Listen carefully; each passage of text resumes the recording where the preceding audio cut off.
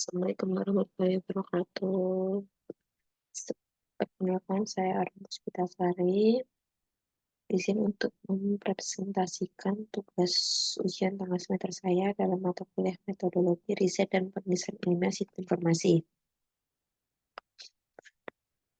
Soal pertama yaitu berdasarkan hasil pembacaan atas 8 jurnal terkait dengan tema penggunaan aplikasi sistem informasi berbasis barcode dalam tugas pra-UTS, saya dapat mengambil kesimpulan sebagai berikut.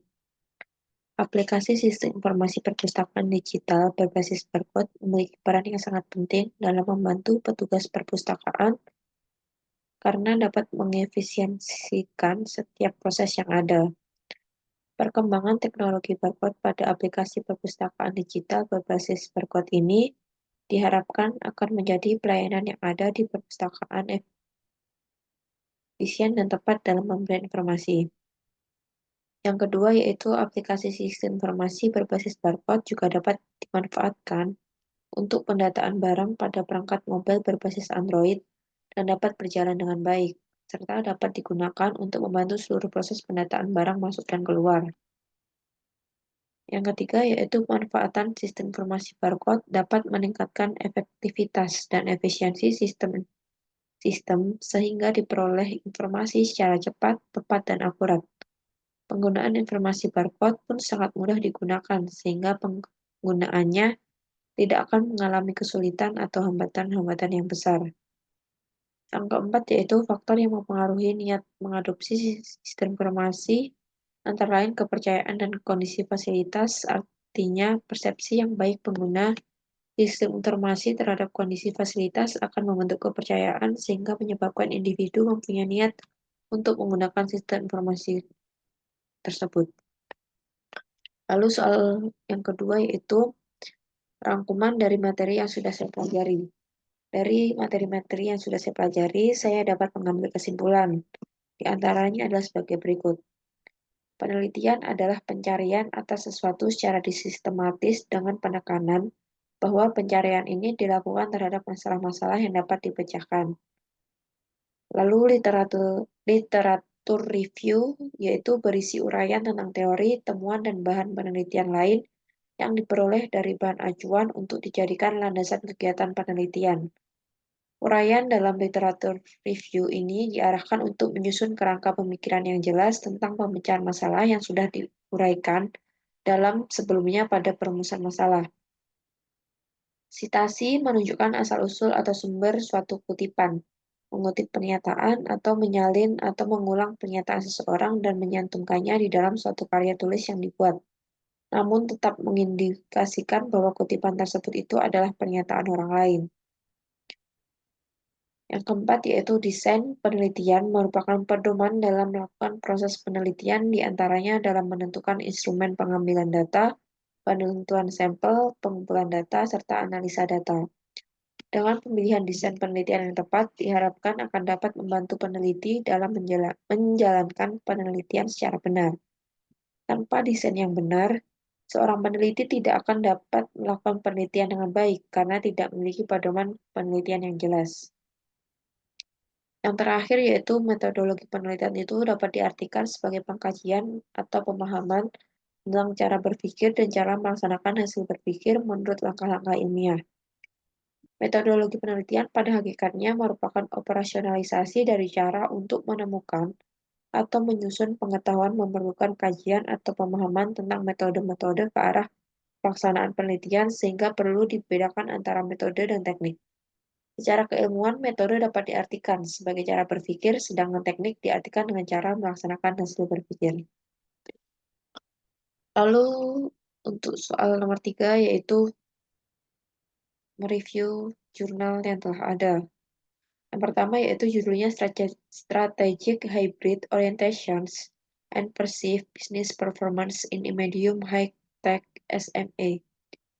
Dari penulis Antonio Manuel Magalhael, Teixeira, Jose L. Roldan, and Antonio Guionaro Lemilan. Nama penerbit Emerald Publishing Limited. Ringkasan jurnalnya,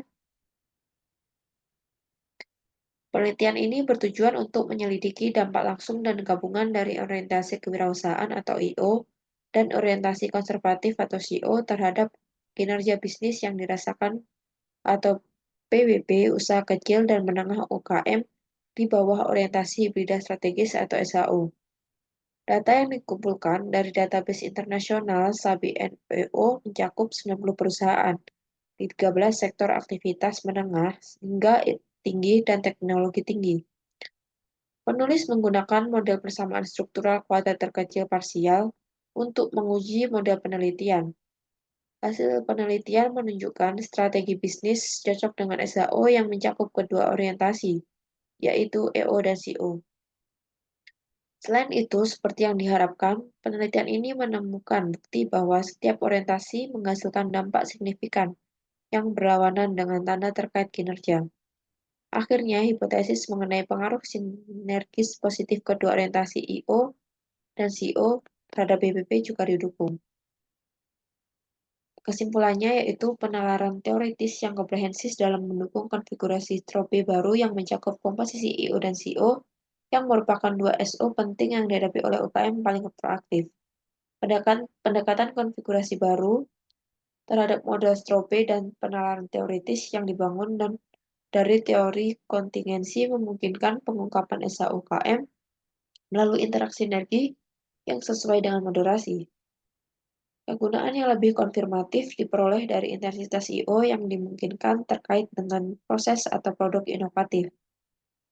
Hasil penelitian membuktikan bahwa pada sektor intensitas teknologi tinggi, I/O dari UKM yang beroperasi menunjukkan dimensi terdepan dalam inti perilaku strategis, yang menurut literatur kewirausahaan tetap fokus pada pasar di strateginya, pada pasar di sekitarnya, yaitu ditentukan secara kontingen.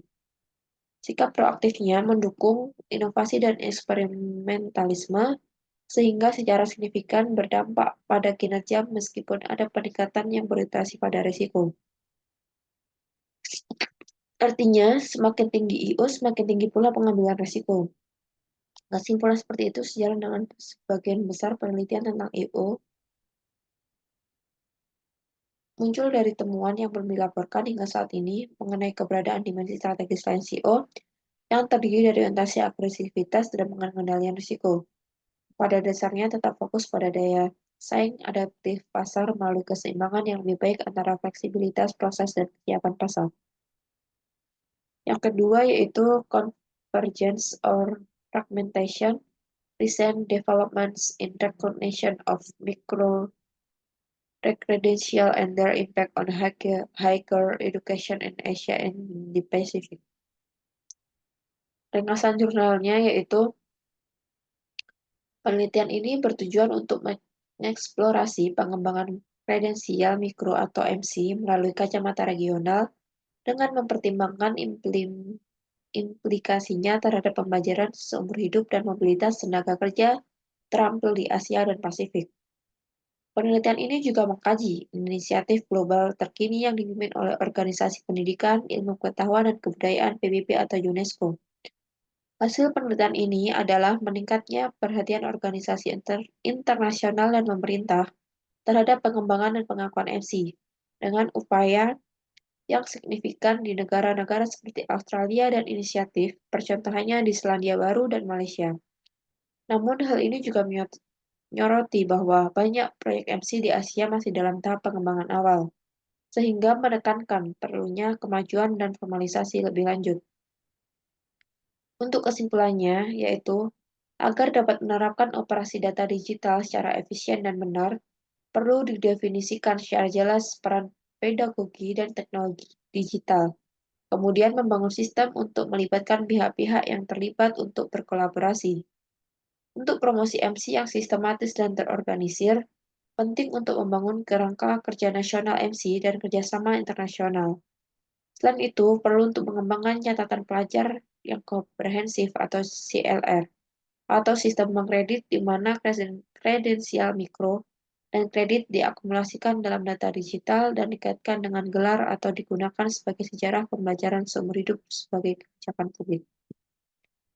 Demikian yang dapat saya sampaikan. Apabila ada kurang Apabila ada kurang, kelebihan, atau salah kata, saya mohon maaf sebesar-besarnya. Wassalamualaikum warahmatullahi wabarakatuh.